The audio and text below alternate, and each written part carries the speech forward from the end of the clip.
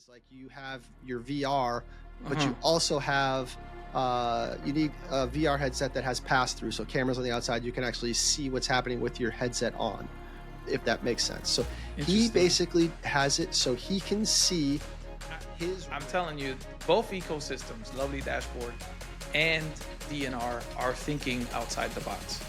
They they trust me, they earn my pledge every single month. I have zero ask complaints. Everything comes as a surprise. It's like,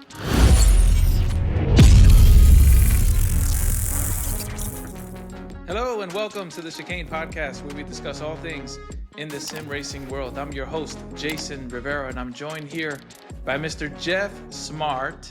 How's it going, bud?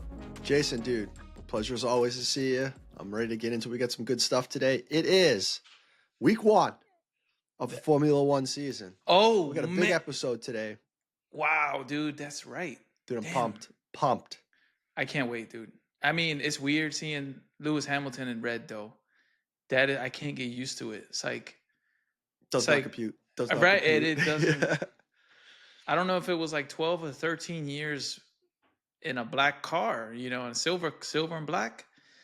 It's weird. It's Yeah, I will say, I mean, not that we're going to go down the F1 rabbit hole here, at least not now, but the Ferrari car needs to be more brighter red. This maroon stuff ain't cutting it. And I'm that a white Mercedes too. fan, I mean, yeah, it doesn't. No, dude. Hopefully, mid-season they'll change it or something. I don't know, but it's the sponsor, right? I think it's HP back there. I think it's HP. They were like, probably paid one extra dump truck of cash to get a white background. For sure. I bet they paid a lot to convince them to change out the color scheme, but for sure. Anyways, got a good episode here today. Yeah, we do, man. Eric couldn't join us. Eric's coming down with whatever's going on, and that was me the other week. So, Eric, hope you feel better, and can't wait to see you next go around. So, right on, buddy. It's gonna be just the Hawaiian Troopers here. Yeah. So for announcements, I don't really have much. Excited for F1. 3D printing, as you know, I do not want to shove 3D printing down your throats or laying it thick, how Jeff said. It's too late for that. It's too late. Everybody's already been like, I've been on the fence about it, but you guys pushed me over the limits. It's an interesting time to be talking about, right? Because tax returns are coming back. All this. Don't enable them, bro.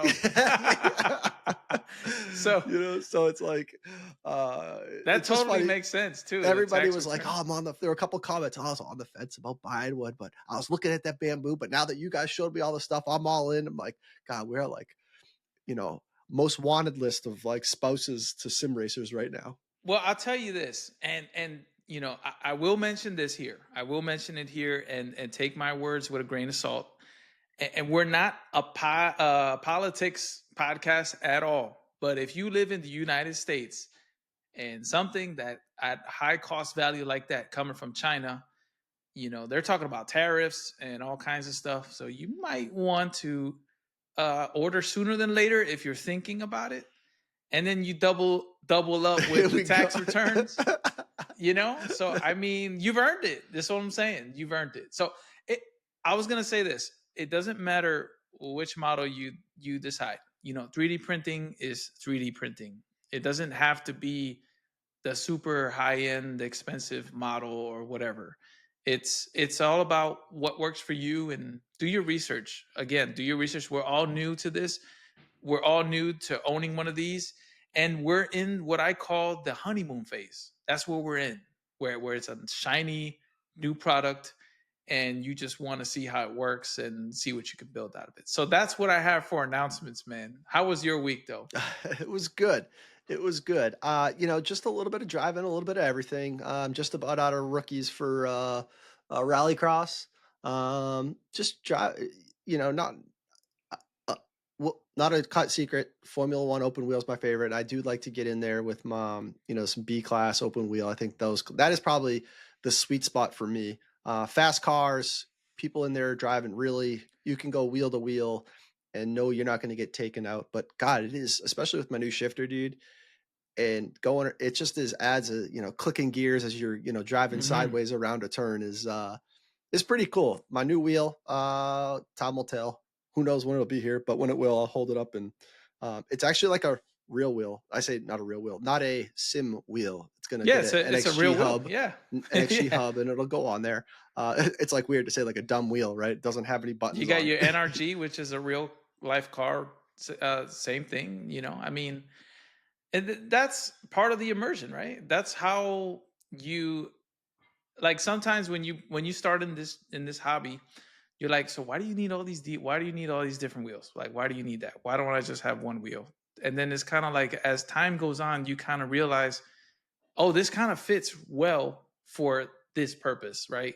And so on and so forth. So I'm really happy to hear that because I'm all about if you're going to build something, it needs to be a multiple use thing to make it worth it. You know what I'm saying? It needs to be something that is not just one thing. Because if it was that, that would be extremely expensive if you think about it. So like, if I could only drive one thing on the simulator, then it would severely limit this podcast and what we talk about because Oh, there's so many 100%. yeah there's so many different pieces of gear, hardware, sims, and different car control, different radius. You got to look at wheel radiuses that have to match one to one. You know, you don't want to drive a rally car with a formula wheel. You're gonna hit something. It's Dude, gonna hurt. it's and I'm finding out that like when you go into the iRacing and you go into like the settings for each car, you need to set up like I can't just use the same settings across the each car I get into like in like from the F4 car to a bunch of the formula cars. You could kind of get away with the same setup, wheel radius and things like that. Boy, did that change jumping into a Oh rally or a NASCAR. I mean, it was like yeah, you like try to drive with one hand on these little tiny corrections, and with the other, yeah, it was like, yeah, it's just not going to work. So you have to go through and use like custom settings for kind of like each car at that point. yeah, But right.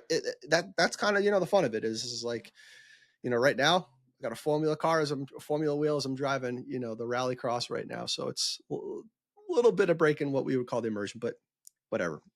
Race what you got. That's true. That's true. So I mean, there is a caveat, right, with what I just said, and you just mentioned it. I mean, if you can only afford one thing, then by all means, don't let that stop you either, Hell right? no. Yep. Yeah. So It's not like you can't do it. It's just that it's a little better if you can in the future.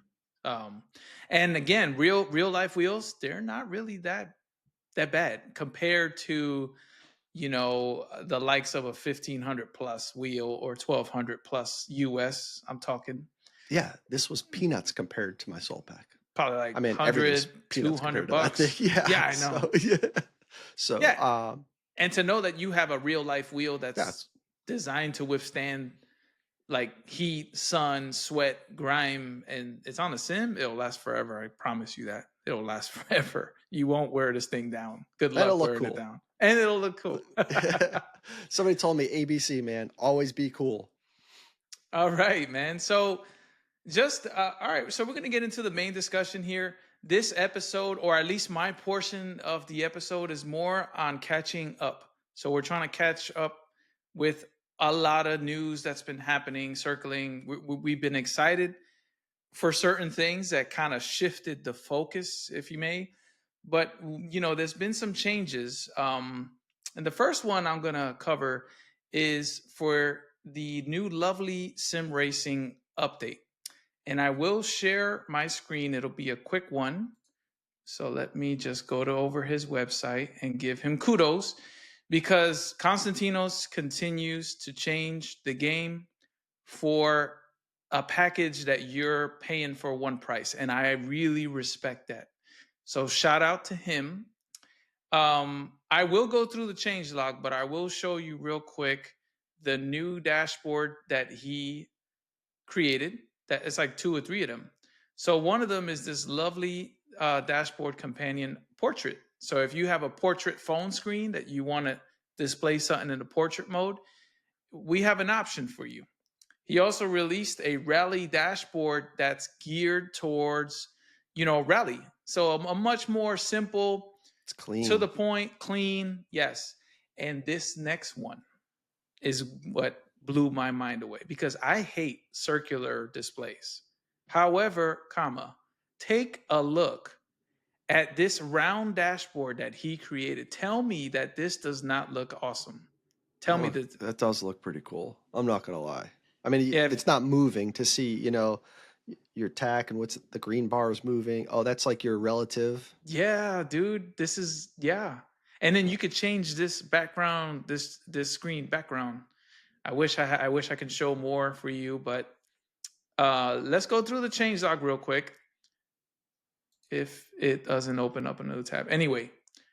So the change log here, I'll go over the final changes while you're seeing that display. Is a bunch of fixes, and the major update was with that new round dashboard and the rally. And now his plugin on SimHub allows you to update all those dashboards in one place. You no longer have to download a separate file and double click it and open Oh, it. bro. Yeah, it's right there and it tells you when it's up to date and it tells you if it needs an update. It's amazing. It's isn't that funny that like I didn't even know I wanted that, but now I got it. Yeah. Like I didn't even think about that, but Constantinos puts it together and you're like, wow, that's a great idea. Yeah. I need that. Yeah. It makes it more of a product than just downloading files from a server. It's like if you have the plugin installed, that's all you need. When the plugin has an update, it'll flash and you click on it, it installs, and then you go to your dashboards, and everything is maintained, managed, and in SimHub. You don't have to go to a website, you don't have to log in, you don't have to put a code, nothing. However, with that, he was using a website called Ko-Fi for membership. That has changed. Now your memberships are handled directly from his website, which I will leave links below.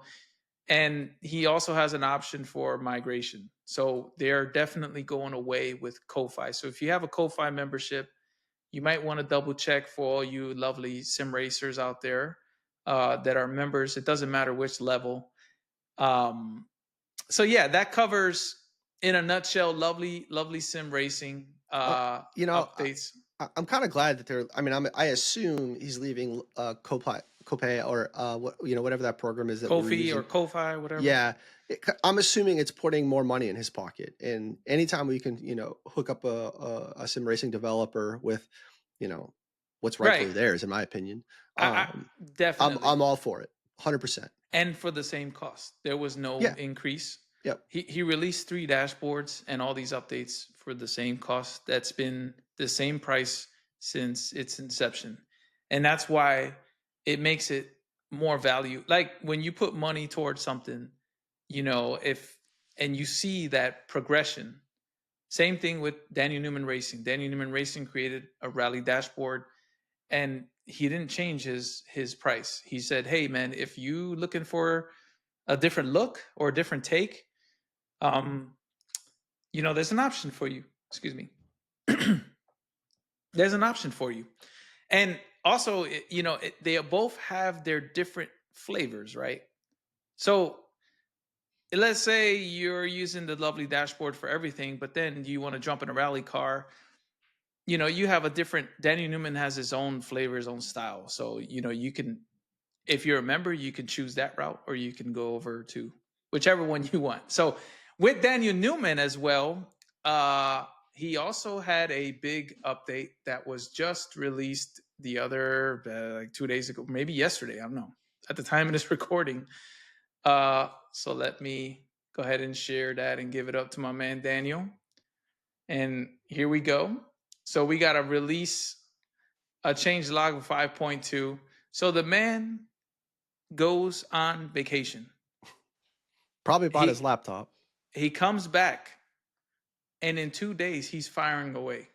So I'm really impressed with the frequency of his products and the updates, and again justifying the value that you're paying, the support.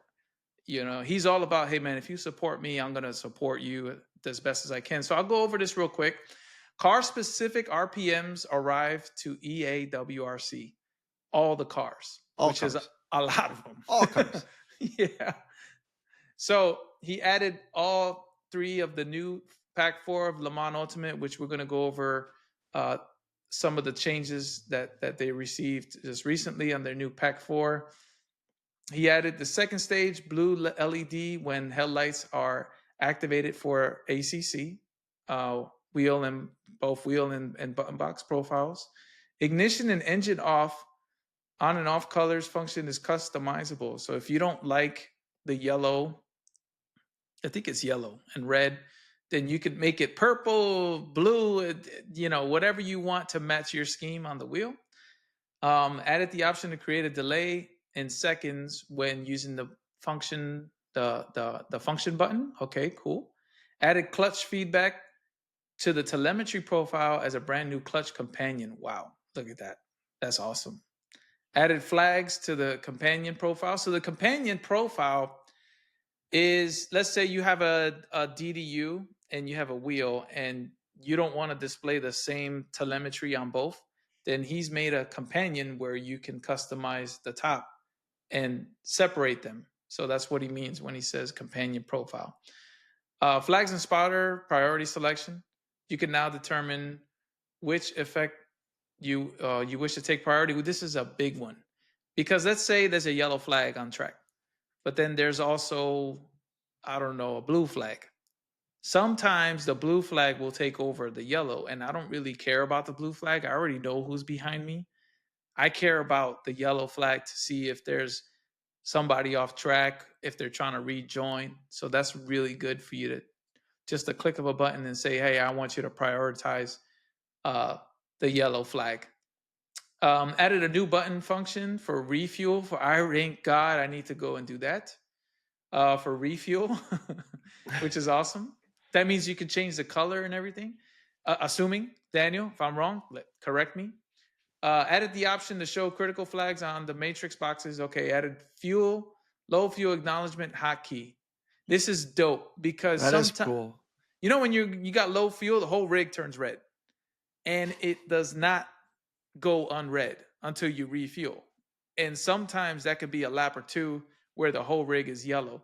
So with this, you could say, yes, I know I have low fuel, press the button and it'll go away. So that way you can see the other flags. So the guy's thinking like a sim racer. You know what I mean? He's thinking, if I'm gonna give you these features, there has to be like a there has to be a trade-off and an option for you to customize what your experience, what you want, right? So I'm almost done here.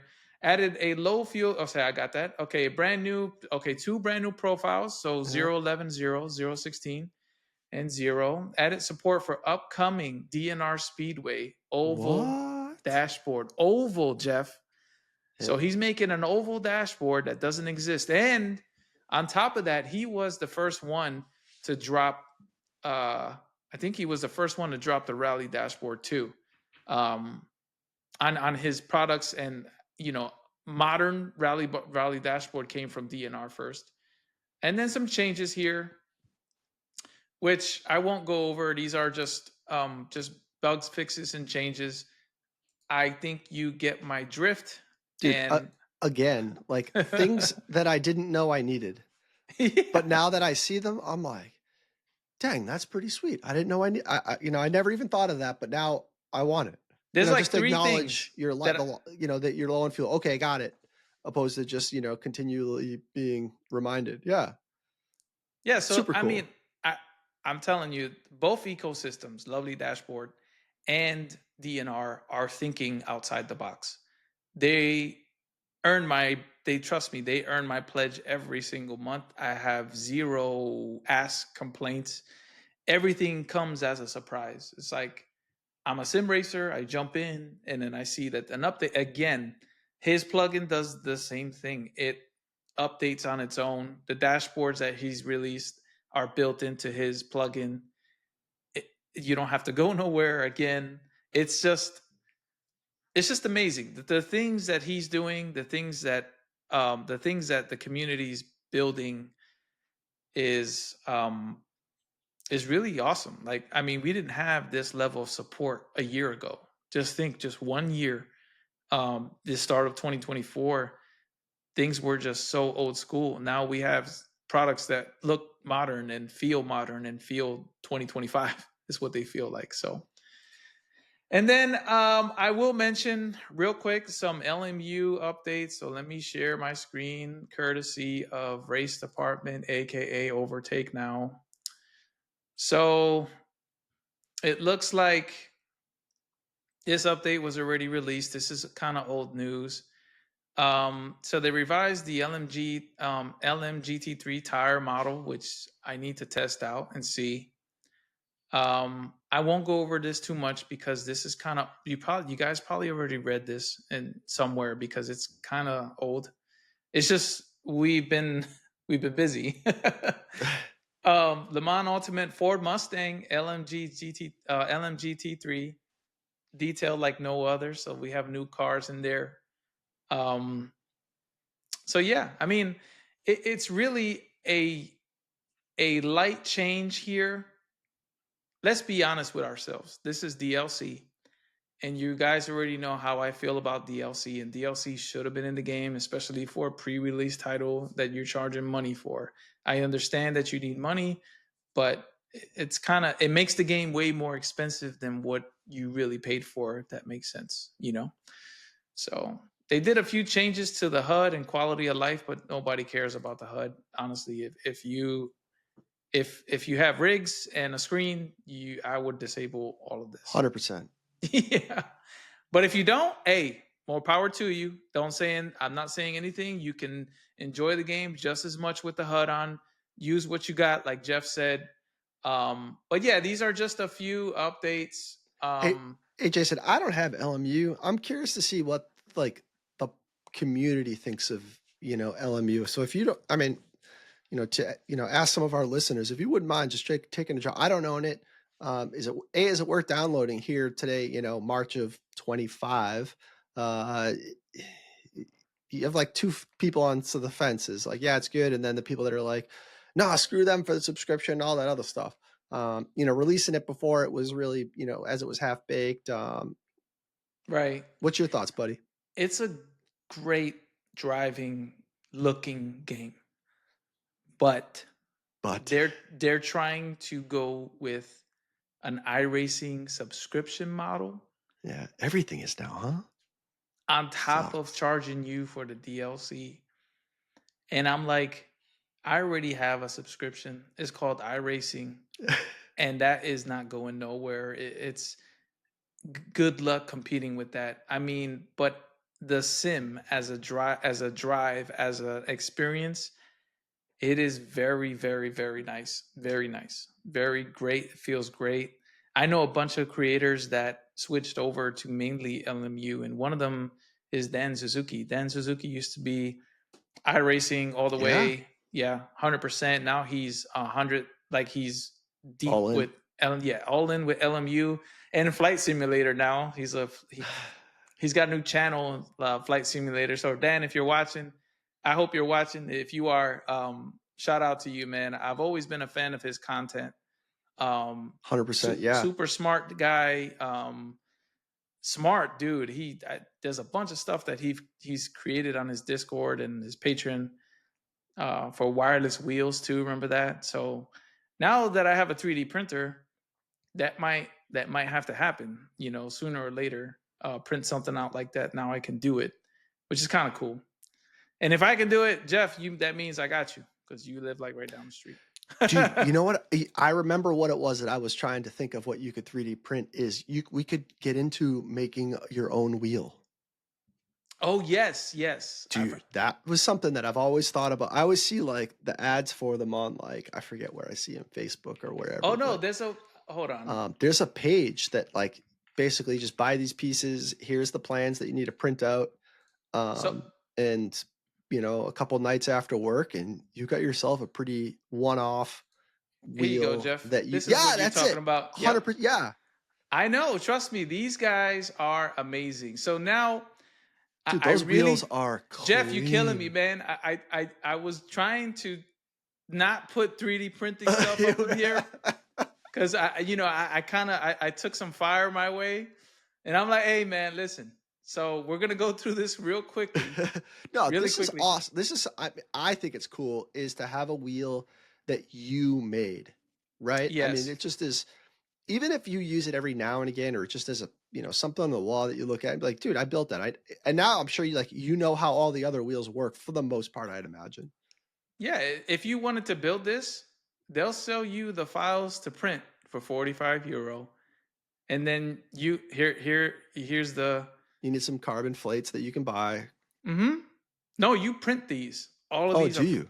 yeah, all of these are printable. Maybe the grips. The That's a little grips, big for yes. um the That's 3D why they printer. cost so much, right? Because they're pre-made. But these are files. You see that? Files, Yeah. files. Anything that says files on it is printable. I Dude, will. that wheel would go for like $2,200. I'm over exaggerating a little bit, but No, everybody but gets my point. I get what you're saying. You're saying someone come over the house and you're like, you see that wheel right there? I built that like from scratch, like all the buttons, the I board. birthed it. I Yeah. pressed some buttons and it was born.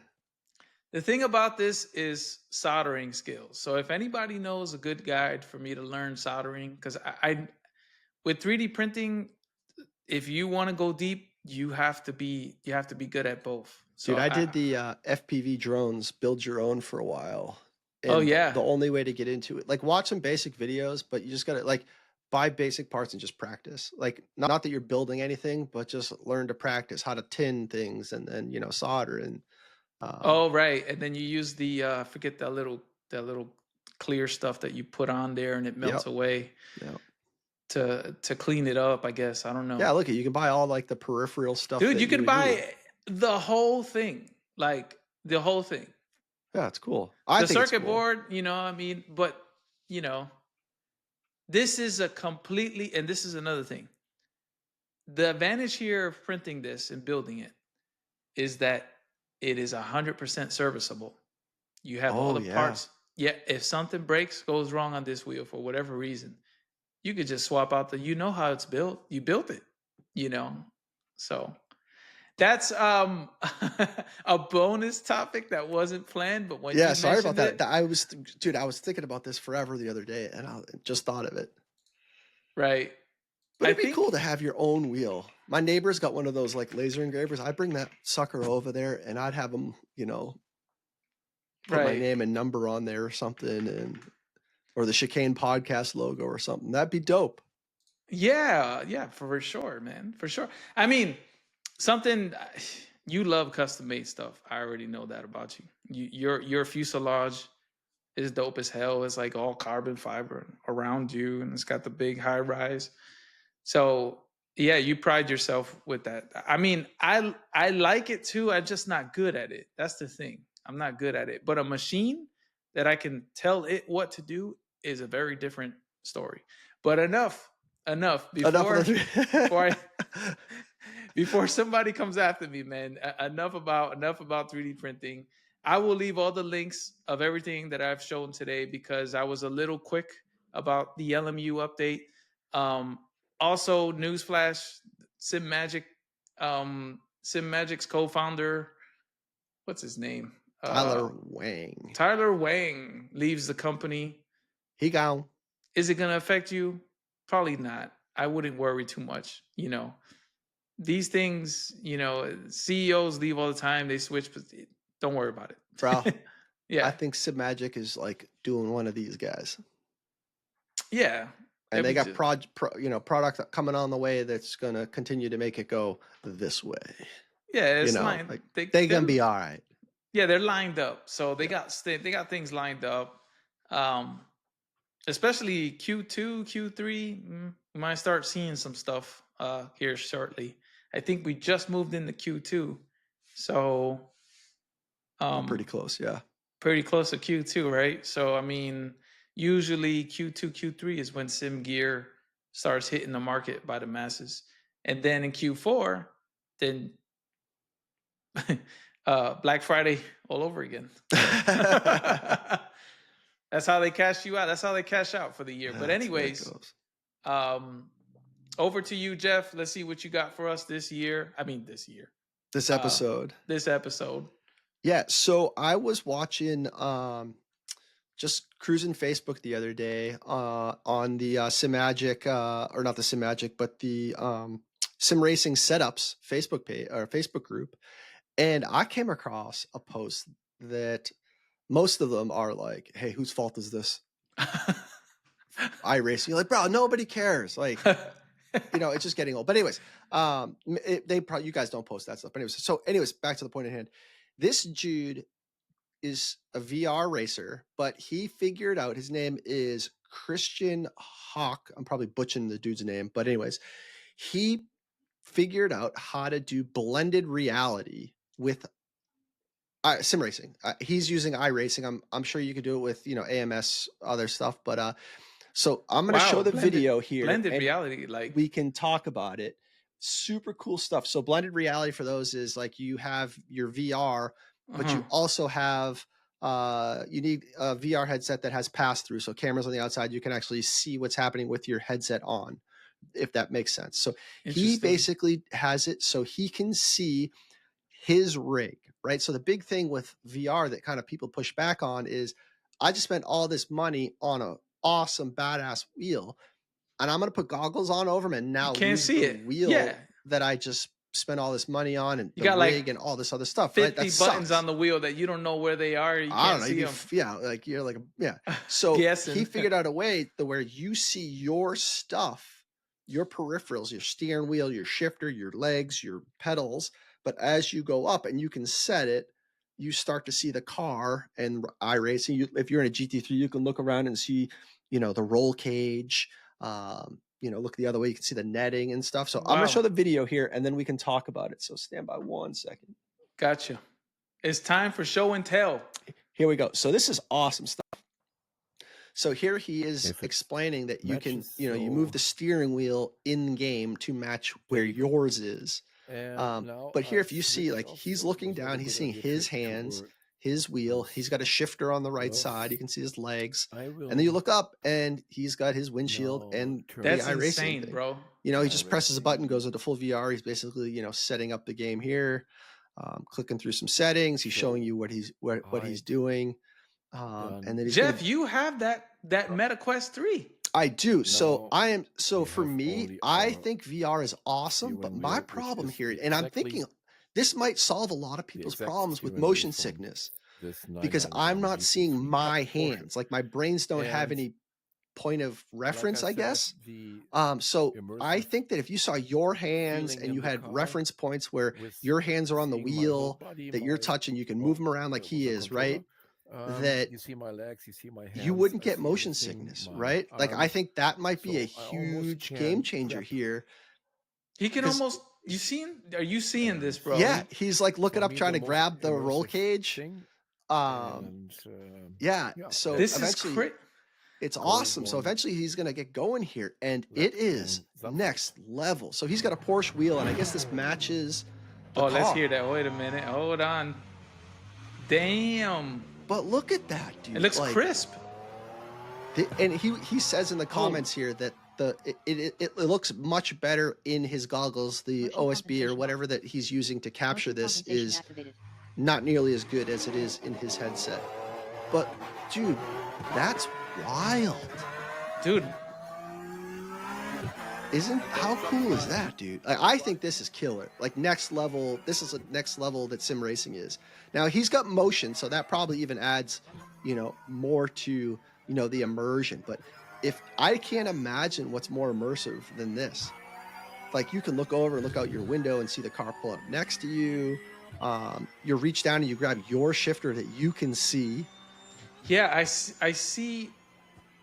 You can notice it faint. Like it's like see-through just a little bit, but it's just yeah.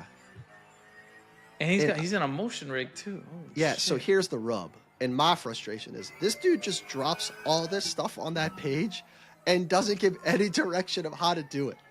He's just like, hey, look what I figured out how to do. This is super cool. And everybody's like, bro, how are you doing this? What steps, help me out how to do this. I want to do it. And he owns a company, I guess, Get Closer Racing. I don't know. I'll try to find out his website and we can post it in the links there. But dude, I think this is next level. If we can Yeah, figure out how to do this, I'm definitely gonna give it a try. that's gonna change the game for real. It, it's like the best of both worlds, right? Like you have your steering wheel in your gear that you paid all this money for, and now you get to see it. Like imagine, I couldn't imagine seeing my Soul Pack here as I'm sitting inside a Formula car. Yeah, that bridges the gap from VR with mixed reality. Yeah, and then Like you could have your hue lights onto your arms that you can see. oh, It's dude. like the absolute best of both worlds. Oh yeah. So I think he ends the video here or pretty close. He just talks to the camera here. So we'll stop sharing, kind of talk about this a little bit. That is crazy. We were talking about something like this similar, right? Like on the end of year show when we did You're right. We did talk about we something to do with VR.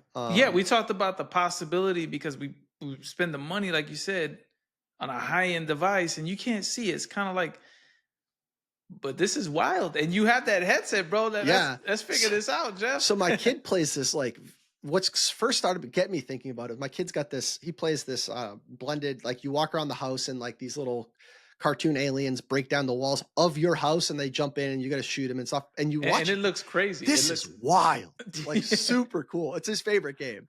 But then you're like, what else could you do? And this guy just took it to the next level. So hopefully here in the near future, because I mean, some people were like, this is silly. It's VR. Nobody likes VR. No, that's not true. Like a lot of people like VR. I would love to do VR, but I just get sick. Like dude, it's like sweating, like right. fighting off nausea. It's just not fun, right? I'll just take it off and go my triples and it's fine. Technology needs to improve. Like it's a big, heavy piece of gear on your face. It needs to find a way to get slimmer and breathe a little better. But that's the problem. Yeah, you're not doing this for the Daytona 24, right? No. That'd be crazy. A cruel and unusual punishment. Your thing would be soaked with sweat and stuff. It'd be brutal. Your neck will fall off too. But if you're doing officials, like iRacing, just official races, this would be super killer. Yeah, it would be. I think that's amazing. I think, wow, I'm like shocked that. How did you find this, man? Holy smokes! That's crazy. He was just I said like on that sim racing page that you guys are moderators for. Oh yes, sim racing setups. Posted it, and then he did that like 5 days ago, and then just earlier this week he's posted a video of the YouTube video that I just showed. A little bit of like, oh, you can see what he's seeing and a video versus just the pictures that he was showing. That's crazy, bro. But Christian, if you're watching this, please let us know how you did. Oh yeah, or if anyone knows, email us at the Chicane Podcast at gmail.com. I am not a VR Swede by any stretch of the imagination, but I can follow some directions and would love to know how to do it. Your PC is definitely more than capable to do it. I've done it. It's just like I said, I get the motion sickness. Yeah. Yeah. There's not much worse things than that. That and seasick. You know how that goes. Oh yeah. It turned out to be a great day that day. We did get. Dude, we were all fucked up on the boat, like sick, like all of us. Jeff was like laying down, and my brother was driving the boat, and it was just a bad day. And we were just about to go home, and the freaking wheel went off. Yeah. Which reminds me, Jeff Smart has his own YouTube channel about his fishing adventures. I had to put it out, Jeff. Oh, thanks, but yeah, appreciate it. So Jeff, what is this channel? Talk to me real quick about it. If you're a fan of Jeff's, man, you can see him in Hawaii reeling up. I don't want to spoil it, but one of his videos, there's some monsters in the water. Just gonna give you that hint. So I started a YouTube channel. It is Smart Livin, Livin. And it is kind of just follows what I and my family do on the weekends when we take our boat out, go to the beach, whatever. Most of it revolves around the water. And I just posted a video of me, my dad, my brother went out fishing and we hooked our first marlin. So we caught like a 6.5 foot straight marlin. I was trying not to spoil it, man. And give it a watch. It's cool. I think it's cool because bro, your reaction. I'm not gonna say it, but your reaction was crazy, and you were like, "I'm not apologizing." I apologize for nothing.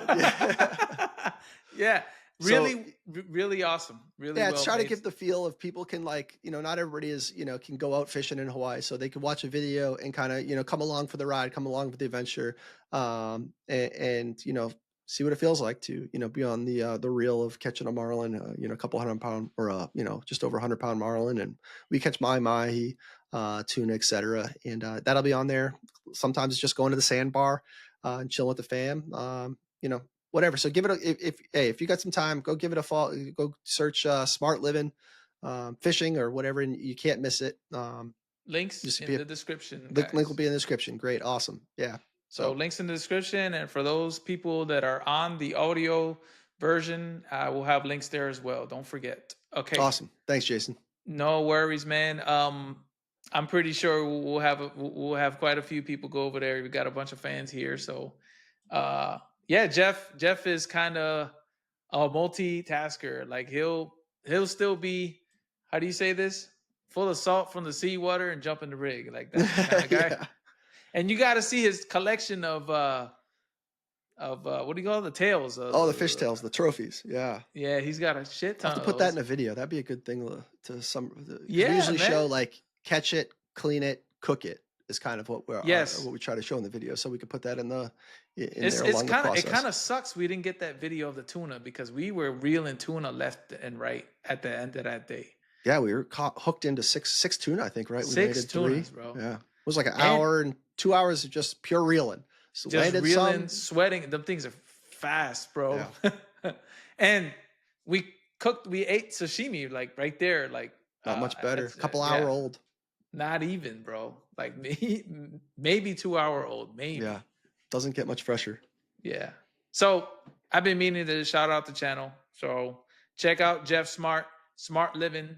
If you like fishing, if you like Hawaii, if you want to see Hawaii where we live, check him out. It's good stuff. But anyways, it's that time. And it's time. That time. So track of the week. So Jeff, you got it this time. I do. Let us know what did you decide on? Yo, Jason. So I don't say in honor, but being that it is week 1 of Formula One and they're starting off at the Australian GP, I figured it would be a perfect time to do Albert Park. So Excellent. I didn't know. So I didn't know Excellent. this, that Australia GP did not always happen at Albert Park. It happened at Phillip Island. I don't know where that is. Interesting perspective. I think Eric covered it, that it did go to Mount Panorama for a couple years in 1938. And then they stopped it for a while, and then they went to Albert Park. So here we go. I'm going to bring up the tab here so everybody. Albert Park, is that the one in Melbourne? Is that Melbourne? Oh, I want to go there so downtown bad, Melbourne. So this right here is vaguely what it looks like today. So I'm going to go through some of this and click along here. So it's kind of interesting. We need to get an ad blocker. No offense, Racing Circuits info, but your ad is out of control right now. Out of control. I mean, I don't even know what we can't control what's about to be displayed. So if you see something weird, you know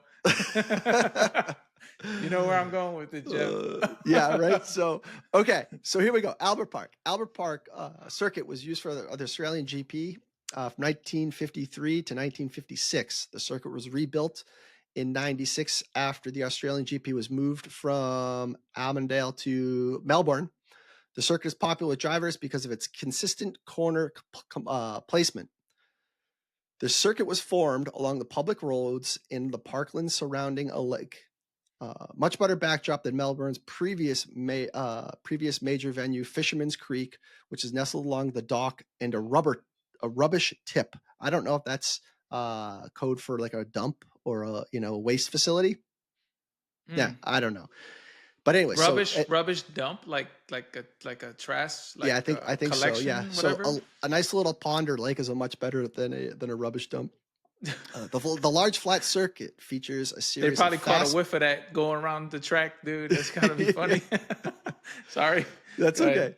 A series of fast bends providing popular drivers. In 1953, Australian Grand Prix was won by Doug Whiteford in the Talbot Largo Well, following up the event in 96 or 56 was won by the Sterling Moss. Um, Further races took place in 57, 58, which after local politicians pressured to bring the race to an end. So for 30 years, they did not run the Australian GP. Yeah, I'm seeing that. Like, there's a big gap Yep. from 90. So, however, in 92, the political winds had turned. Damn, Move it took along that here. You long. can start to see the track kind of take form. They changed the hell out of it. Look at that. Big Uh, change. yep. New state premier Jeff Kennett was keen to find a way to make the Melbourne more dynamic and interesting city, planning to boost tourism and the local economy through a series of major international events. At the top of the list was securing the Australian Grand Prix from rivals, I'm going to butcher the name, and Nadal and the Formula One All circuit good. duly arrived in 96. Many of the original roads were used from the 50s and incorporated into the new circuit. It was resurfaced and now runs in the opposite direction. That's kind of cool. Imagine if they did that with a bunch of tracks for this year. They just ran them backwards. So Anyways, they go click on yep. 53 real You quick. want to see it again? But so So it was headed in what direction? It was headed. I think It it's was going headed. this direction. This direction. It was going there. Yep, because this is And the then opposite direction that it goes today. and now they Yep, they so I'll flipped jump it. ahead. That's the first track I've seen to do that. Yeah, and now it goes So this far. way. If you can see my like on the cursor. show, you know. Yeah. Yep. So, all right. It's a high speed track, dude. Very high speed. Some new sections were added, including permanent pits, garage, start finish straight, and corners. I'm going to jump ahead. So this is where it gets interesting. The whole park benefited from a multi-million-dollar investment in sporting facilities, which are available to the public for the rest of the year once the Grand Prix circuit departs. Nevertheless, the event wasn't universal popular, and protests were held to the removal of trees during the construction works. Of course, there's going to be people complaining. Yeah.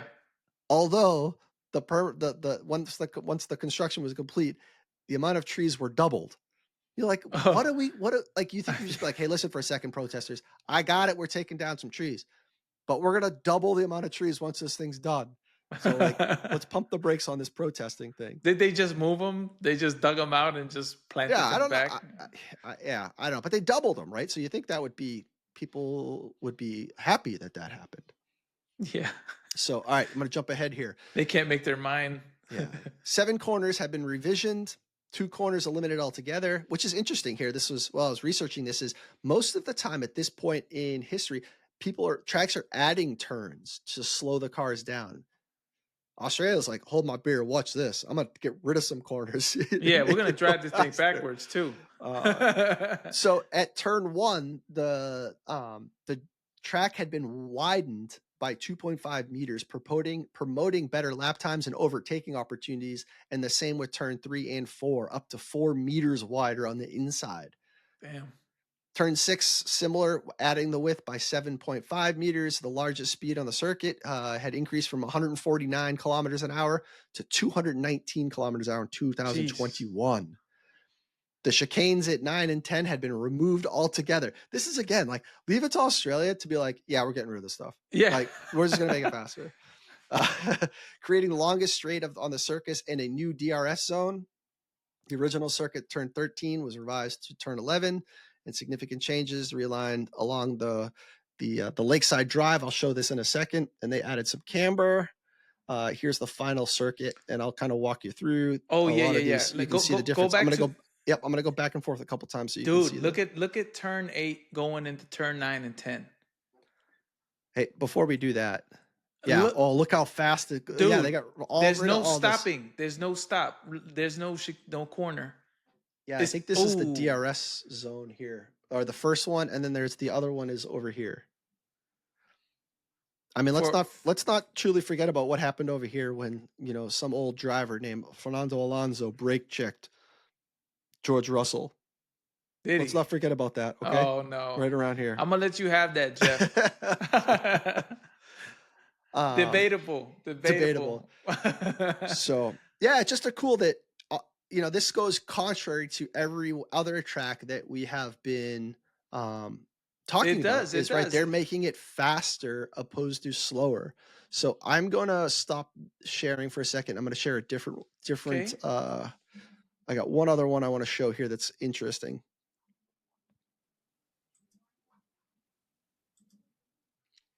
So here's the actual track layout. Oh snap! So it's got And a you can see, if you're familiar with it, it starts here and it comes around. This is where it was. And the turn that I was just talking about with Fernando and Russell was up in here. And they come around here. This is the straightaway. You can kind of see it going wrapping around the lake. But to think about, like, when they invested all this money, like, they put all these parks in that people get to use: basketball arenas, sporting centers, fields. yeah. That's very heavy traffic. You see that? It's Like, like they built all this huge park. Is this even a golf course over here? Get out of here. Like, it looks like it all this is. stuff was built around the It looks like a track, golf not course. for, like, they put all this stuff in, like, I'm sure cars use this stuff, but I don't know. I don't, maybe some of our listeners are familiar with this over, like, are these populated roads here? Lakes, was it Yes, Lakeside Drive? because it's a street course. Yes, they just Yeah. block it off for the race. But super cool little story of how they built all this little infrastructure, big park area, the golf course, these stadiums, et cetera, around the track, and how they get to use it after the Yeah, race is man. over. So it was, Yeah, man. yeah. Just to summarize real quick, first made it into a video game in Formula One '99, which is wild. And now it's been in the F1 23 and 24 game by EA the last 2 years. So The same game every year. yep. Gotcha. So jump in there, play it if you'd like, and then you can watch it this upcoming weekend in the Yeah, F1 man. week Perfect one. timing, Jeff. Perfect timing. I think it's a great venue. I mean, it's a beautiful location, Melbourne. I mean, by the ocean, like that's got to be dope to Dude, watch. I now maybe I'm a little partial because I went to a street course, right? So, but it is cool when the cars are going that fast against a wall or barrier. It gives you, like, something relative. Like when they're driving us, like I love Silverstone, but there's nothing there to show you how fast they're going. Right. When you're It's the wide barrier, open. Yeah. yeah, when you're with the barrier and and you can see, they have a camera right next to it. I was lucky enough to see the car go by. Um, but it just makes it feel the speed a little bit more. Does that make sense? Yeah, it does. It So does because it's like you're it's it's like close proximity with nothing between you. Nothing between you. It's like a wall and it's like enclosed almost, but you're not enclosed in a way. It's yeah, not like Coda. Coda's a nice fast track, but it's wide open. You know what I mean? Super wide open. Very, very wide how do you say this? Uh apex, right? yeah. So something like a street course is meant for cars. So they're not that wide. But as a spectator, dude, you get to be, like, up on the cars at some of and, these street courses. and I remember when we did the Singapore episode, which if you haven't watched, you need to go back and watch that, please. It was a very, very good episode. When Jeff went over to Singapore last year and saw the F1 race, and you were telling us, I remember that to navigate the track that you had to go up and around, and it was weird, and that's probably why. And it's because uh, it's a street course, so it's like you have to find a way to get around it. That's how you were telling us, like. Yeah, during the day you have to, like, they have these overpass you got to walk over, but after the races, like qualifying and or even just practices are over for the day, they open up. You just walk on the street and you're, like, on the track. Yeah, They you take walk on pictures the and stuff. track. It was super cool. Yeah, Yeah. I mean, I guess they do that for some of them when they just open the floodgates for all the Even spectators the to just lizards, bro. Remember the lizard yeah. that was on the Godzilla. track? Yeah. He was posting He what was he's posted his purple best sector of the day. purple sectors and shit. That better be on Drive to Survive. That was some of the funniest Oh things. snap! Drive to Yeah. Survive. Oh my god, that's Yeah. right. That's right. Haven't had a chance to watch it yet. It comes out real quick. So I'm trying to forget about the season, right? So that way it hits you by surprise. right. I know there was some things, All right. like Hey, as we, if you're ready to move into the round table, I got round some table. Yes. quizzes. This is kind of our, my round table for you. I'm going to put you on the spot here. These are either or. You get to pick one or the other. Okay. Oh And no. we'll put these and we'll listen to them in a couple maybe midway through and see how you did for What did I get picks, myself into here? right? Gotcha. So, all right, I'm going to give you 2 names. You got to tell me who's going to have more points before the end of the year. Okay. First one, you got the youngest driver, Kimi in the Mercedes, and Fernando in the Aston Martin. Who's going to have more points at the end of the year? Bro, Fernando. No, not who you want, who you think. Fernando. Dude, Kimi was throwing some beasts of a time at practice. That's all right. Now, practice doesn't really. It's hard to tell whether it means anything. You got to be careful with practice because a lot of cars they hold them back. You know, that Red Bull was not as fast as it usually is, and I think that I forget. Yeah, there's a term for that where they purposely sandbagging. Yes, there it is. They were sandbagging and not showing you what the car can really do. So Dude, we got to see. I think Fernando's like 40. 44. He's double Kimi's age. Yeah. That's wild. He's been driving F1 longer than Kimi's been alive. He's the oldest man on track right now. All right, so here's the next one. We got to take care of him. I don't want to The battle for the Red Bull seat. Lawson versus Sonoda. Obviously, Sonoda did not win the Red Bull seat. He's driving the Visa Cash App Racing Red Bulls. Who's going to have more points by the end of the year? Lawson or Sonoda? You got an A seat guy and a B seat guy. One's driving the faster car. One's driving, quote unquote, the JV. I say Lawson. I was impressed with Lawson last year. Okay. He did wreck a few times, but that's what rookies do. It is. Rookies do that because they don't truly know the limits of the car. That's what I'm assuming. Yes, he's a professional driver, but he's not. Track time is track time. Nothing can beat. There's no substitute for experience in F1, especially in F1. Okay. Getting down to the meat and potatoes. Red Bull or McLaren? Basically, who's good at the constructors? McLaren. Ooh, okay. Norris or Max? Norris. What about you, Jeff? I got one last. Oh, I didn't make any. I'm putting you on the hot seat. I'm not saying. Yeah. Well, I'm going to say Kimi because I'm a Mercedes guy. I like Lawson. I think he's deserved the seat. Okay, we agree on Lawson. Yep. And I like them. I think McLaren's just their 2 drivers are just super consistent. So and here's my shout out to DNR. I got a friendly wager, gentleman's bet. I'll send you a can of beans, and I want one in return. I'm gonna put Piastri against George Russell. Daniel Newman, if you take my challenge for a can of beans. There you go. All right. By the end of the season, I got the supply too, Jeff. You know I'm good for it, bro. I got you, bro. We got the supply. Put a comment if you're going to take my wager there of a can of beans on whose driver is going to have more points. This is cool, man. This is cool. This is almost like fantasy F1. We should do that, dude. We should. We could corner the market. But, I know, right? Dude, I'm excited for it. This is super cool. Get ready. It's been a long time coming. It's been like 90 something days. So yeah. And what about you said? Did you answer the Fernando one? You said. Oh yeah, I took Kimi because he's a Mercedes guy. Bro, Kimi ain't doing shit. Fernando's OG. Let's go. He is. I mean, but that's he's one of the last gangsters. I'll give it to him. This is me and Jeff behind the camera away all day. It'll be like a Tuesday night off an off weekend. We're still talking shit. Oh man. So hey, I want this challenge. Great challenge, Jeff. I want this challenge to go out to all of you.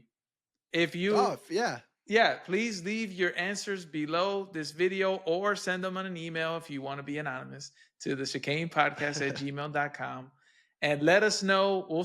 I'll start a poll if I get enough data and see where we're at on the 16th, right? I got that right. 16 is when we start. And yeah, it's gonna be interesting. It's gonna be a lot of fun.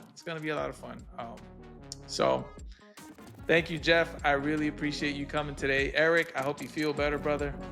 Recover. And to all you viewers and listeners out there, have a great start of your week. Thank you.